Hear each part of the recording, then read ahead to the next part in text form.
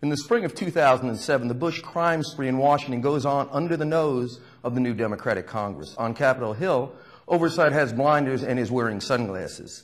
The world's most formidable military continues its reign of terror on the Muslim world in the name of free market capital. It's just another day at INN. Suddenly there is a knock on the door. It's BBC investigative journalist Greg Palast. At first, I thought he was selling copies door to door of the new release of his best-selling book, Armed Madhouse. But no, he wants to talk, and we're going to let him. Welcome to INN, Greg. Hi, thanks, Lenny. I already sold you one. So did your mom want one? Okay. So what's hot? Yeah, let's talk. Greg, what's new in the book? It's a re-release. Yeah, it's re-released, and whether Karl Rove likes it or not, it's now on the Times bestseller list again. And we've thickened it up, fattened it up, because the evil rolls on. In fact, I'm thinking of putting Velcro on the end just so people can, just attach the new chapters as the evil continues. So, this is the whole title of the book tells you what's in it. Our Madhouse, sordid secrets and strange tales of a White House gone wild. And as you said, I report for BBC Television, and I do that over there because apparently it's against Patriot Act 3 to do it here. So I'm exiled. My reports are exiled, and that's the big problem. Recently, we heard you on Robert F. Kennedy's show, Ring of Fire. You were talking about Timothy Griffin Yeah. and vote caging. Yes. Karl Rove, Bush's brain. Yes. Well, what happened was, in fact, the first review of Armed Madhouse came from Karl Rove in a review that was subpoenaed. This is a first for America, which is the House Judiciary Committee subpoenaed all of Rove's documents regarding the firing of federal prosecutors. So in those emails from Karl Rove, he actually was screaming about that British reporter, Greg Palast. And as you could tell, I'm Karl. I'm an American. You may be un-American. I just report from Britain. So that's the story. But he's screaming about me. What he's particularly screeching about, and in a February 7th email, just this year, he and his Rove bots were gloating and complaining about the book Armed Madhouse. They even included a PDF attachment to it. And what they were very concerned that the public not see, and they haven't seen on so-called mainstream press. I'm mainstream, by the way, BBC, but mainstream across the Gulf Stream over there. So I appreciate INN breaking this omerta. And what they were finding, what I was able to put in the book, was some of those emails that are supposedly missing from Karl Rove's computer that went through the Republican National Committee computers. I got them, and what they were evidence that Karl Rove and his little operatives had challenged the votes of tens of thousands of black voters. And their targets were students. They targeted men registered out of homeless shelters on the grounds that they had suspicious addresses, and a third group with a very suspicious address, soldiers sent overseas. What they did was they sent letters to the soldiers' homes and said, do not forward. When the letters came back, they said, boom, we've got evidence that these are suspicious voters voting from a suspicious address. When their absentee ballots came back from Baghdad, they were challenged. They didn't know it. Their vote was thrown out. 500,000 absentee ballots were thrown out under the Republican challenge operation. 500,000. It was covered on BBC. It's now being covered on INN. It wasn't covered here. That's what they don't want you to read in Armed Madhouse. That's what Bobby Kennedy, by the way, who is a voting rights attorney, was saying. Greg, what we have here is evidence of Karl Rove and his gang not just doing something creepy and awful, knocking out black soldiers off the voter rolls. It's illegal. It's against the law. And who was in charge? Who did he put in charge of this? A guy named Tim Griffin. Where is Tiny Tim today? He's the U.S. Attorney for Arkansas. U.S. Bingo. You got a free copy of the book. Well, let's change topics a little bit. In the book, you talk a lot about the war for oil, otherwise known as the neocons' great big business development deal. This is all in the name of free market. People have been suspecting this. Michael Moore, who seems to be in a world of trouble as of today's headlines, mentioned this in his movie. He showed contracts being handed out, giant conferences of this before that. But you look at it in a different way. How do you see it? Well, I mean, look, Iraq's a profit center. And, you know, first of all, I know that a lot of people who watch INN are conspiracy nuts who think that George Bush had a secret plan to seize the oil fields of Iraq before the tanks rolled, which isn't true. He had two plans. We got both in the book, which we put on BBC television. Actually, I stood up in front of the White House on BBC television, nightly news, and said, hey, here's the documents, here's the contracts, here's the secret documents saying what we're going to do with the oil fields of Iraq.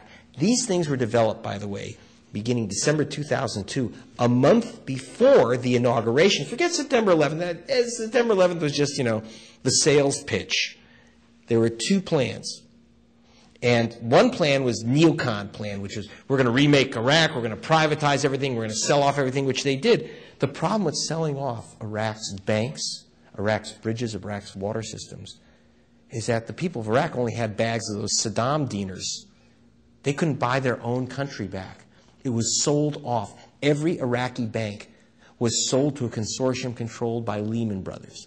Every bakery was sold to the Russians and Chinese. It was a tragedy. They lost all their industry. Anything worth having was simply grabbed with both hands. Here's the odd one.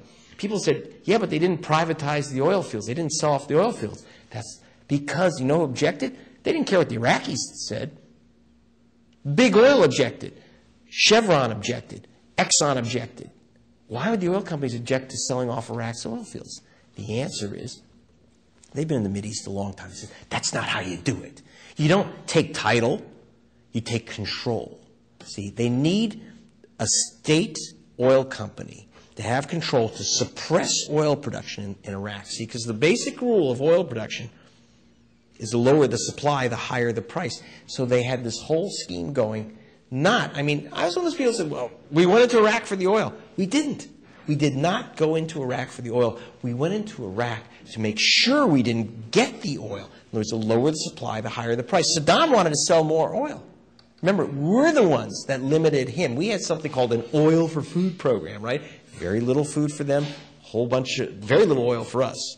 The result being that we had as we limited Saddam to 2 million barrels of oil a day, we ended up with they're wanting to sell us more, but that would bring down the price of oil. Big oil companies weren't going to go along with that. I have the documents in here. They haven't denied it. Who wrote up Iraq's oil plans? The big oil companies. Well, Paul Bremer originally came up with privatizing Iraq's oil. The Iraq Study Group recommended, almost insisted, privatizing Iraq's oil. Yes. The Democrats are going along with privatizing Iraq's oil. The Iraq Congress has yet to vote on the Iraq hydrocarbon law. It's thinking about a 2-month vacation to think about it as the people of Iraq understand more about the law. And Dick Cheney just went over there and said, we don't want this 2-month vacation. Let me ask you one important question. Yeah. Is our Madhouse available in Arabic so that the Iraqis can fully understand this? Ta-da! Guess what? Yes, it's being translated into Arabic right now. And so that the Iraqis can actually see the oil plans that have been drafted for them. Because it's funny. It's funny. It's tragic, but it's funny also. After a year and a half going literally undercover to get the secret State Department and Defense Department plans for the oil fields of Iraq, it's called Options for Sustainable Iraqi Oil Industry. Now, this is our State Department saying what the Iraqi oil industry would be. There's not one single Iraqi involved in determining what their options ought to be, right? We're telling them. And every option is the same. Every option has one single purpose, as they said, quote, to enhance Iraq's relationship with OPEC, the oil cartel controlled by Saudi Arabia. Now, who wrote this document? It was written in Iraq's capital, which is Houston. It was written by James Baker's people. Who is James Baker? James Baker, the consigliere for the Bush family, the lawyer for Exxon Corporation, and the lawyer for the Kingdom of Saudi Arabia. Exxon, the Bushes, and Saudi Arabia came up with a plan for Iraq. Iraqis weren't invited to the meeting. 323 pages. I have the whole thing. It's marked secret confidential. This isn't from my black helicopter, Lenny. I put it at the top of the BBC Nightly News. I cannot get it into the U.S. News for anything, but maybe translating it to Arabic it can kind of sneak through. You know how it's getting into Iraq? The soldiers are carrying my book into Iraq. They're breaking it up into chapters and passing it around. It's very, very popular in Baghdad. Well, let's change topics for a minute. The Saudis financed it. The Israelis knew about it. Pakistani and perhaps Italian intelligence was involved in it. We're talking about 9/11, of course. Yet again, a lot of our viewers are, let's just say, 9/11 skeptics. When you mentioned conspiracy theorists earlier, we don't resemble that remark. We just want the facts, ma'am, nothing but the facts. However, your position has been something which has been described as lie hop. Let it happen on purpose. The administration was on board with it. Why don't you see 9/11 as somehow connected to the war in Iraq and the neocon plan for global dominance? Well, it is in the sense of these are vulture opportunists. Before the towers fell, when they were hit, but before they even fell, they're already saying, we're going after Iraq, which had, of course, nothing whatsoever at all to do with Osama bin Laden. In fact, Osama was at war with Saddam because Saddam is a secularist and opposed. In fact, al-Qaeda in Iraq was first there to attack Saddam, the guys we're fighting now. In other words, we have now opened the door to these guys. Well, but that's a story that I'm not breaking. What I do have in our madhouse is something called the 199I document, which I had in my last book, The Best Democracy Money Can Buy, but I could take the story further. What is that document? It's a document that we put on BBC television again. It's not some crazy stuff from a black helicopter. It was from BBC television. We obtained it from unhappy FBI agents, and we got confirmation from unhappy CIA agents that the Bush administration told the intelligence agencies, you may not investigate the bin Laden family in the United States. They are running a suspected terrorist organization. That's what it says. Right on the document, they were not allowed to investigate. In the past several weeks, we've had on an astrophysicist, and we've had on several others that said that the towers could not have come down from the planes, and especially Tower 7. No building has ever come down by fire. Do you believe that those two planes took down 3 World Trade Center towers? It's not a question of belief. It's a question of whether I have any other information. Well, now, and I have no. And look, I got to tell you, Lenny, I'm just kind of stuck with this one. I'm an investigative reporter. If I haven't investigated it, I can't report on it. Then I'm just giving you my goofball opinion. I'm not an engineer. I'm not a physicist. I had an office in the World Trade Center, but that's all I can tell you. I can tell you what I've found, which is that they couldn't look.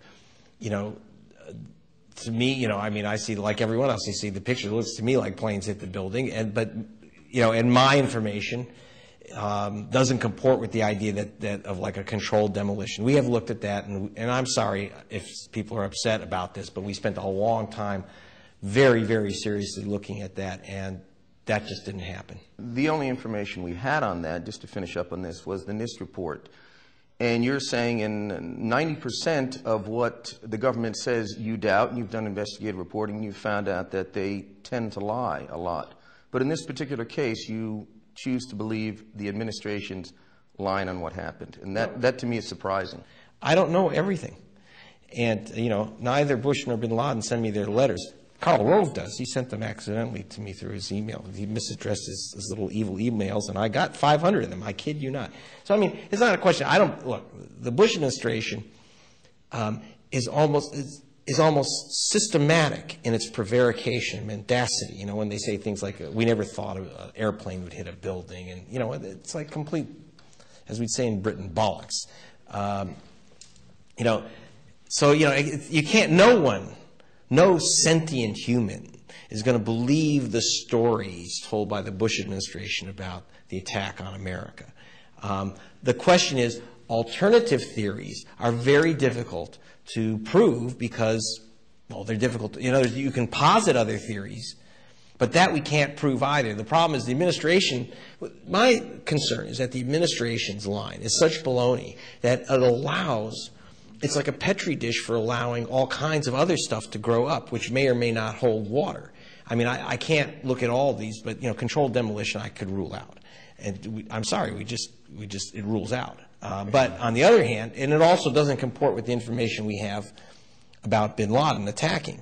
Because if, they said don't look at bin Laden. Well, if they're going to have a controlled demolition, the information we had that was put out by people like the towers didn't lean over and stuff, actually just is factually false. The towers did lean over. They did lean.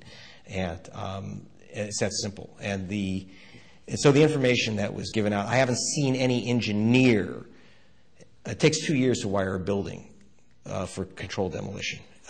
And that's an awful lot of people. You'd have to snuff an awful lot of people.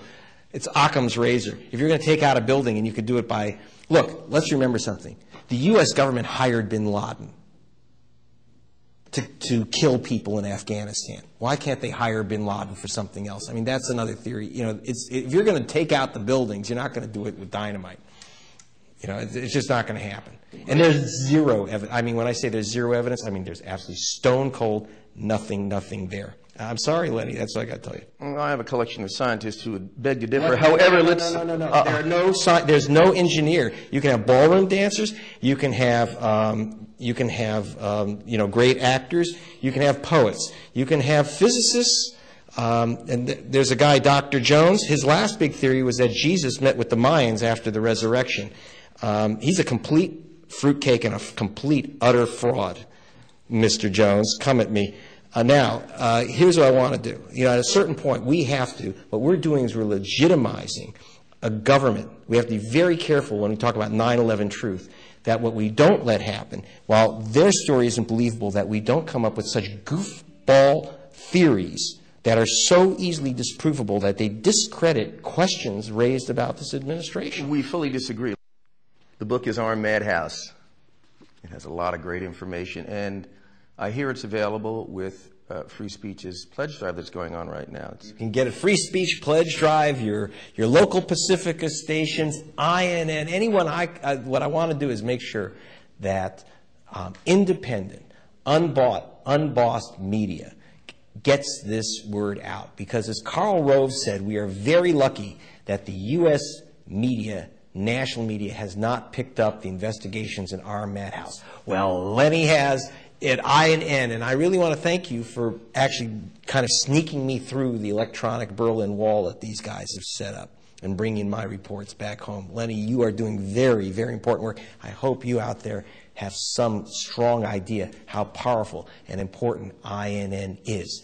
Because if it weren't for INN, you are going to see nothing. That little eyeball that you see on the CBS logo, that's not an eyeball. That's a pimple on the corporate rectum of Viacom. What you're going to see here is truth. Every second, 24 frames a second of truth. And I really appreciate that, Lenny, for the opportunity to talk. Greg Palast, I couldn't have said it better myself. Thank you for joining us at INN. Take it easy.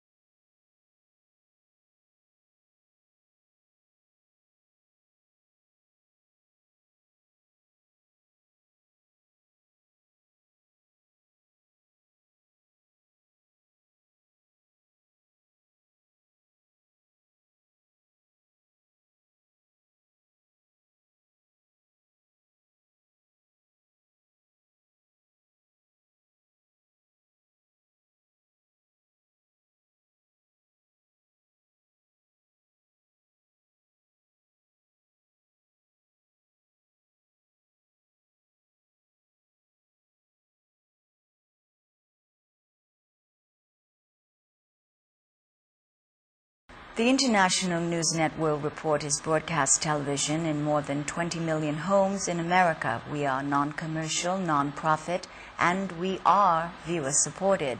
That is how we can bring you these kinds of stories and interviews 5 days a week. Keep INN broadcasting. Please go to our website, INNWorldReport.net, and contribute what you can. You can also email us at INNWorldReport@gmail.com. Thank you.